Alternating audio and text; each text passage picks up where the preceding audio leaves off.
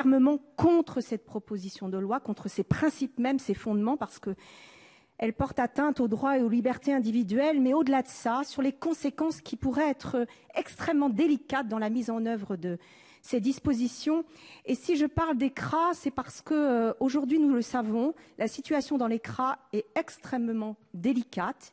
Ils sont surchargés, il n'y a plus de place pour avoir passé plusieurs heures dans le CRA de mon département il y a quelques semaines. J'ai pu mesurer à la fois que depuis octobre dernier, on le sait, depuis Marseille, il y a eu un afflux vraiment important de personnes mis dans les CRA qui met à la fois les équipes gestionnaires de ces CRA dans des difficultés, car on le sait, le juge des libertés de la détention, forcément après les libère au bout de 48 heures, et ça fait forcément des mouvements de va-et-vient qui font qu'à un moment, au-delà de la saturation des places, il y a vraiment une gestion extrêmement délicate de ces personnes. Et je voudrais simplement attirer l'attention du gouvernement et de mes collègues à la fois sur la situation dans les centres de rétention, mais aussi sur les conséquences qui pourraient être aggravées par la mise forcément en application de cette proposition de loi, car forcément, et je terminerai là, il y a un problème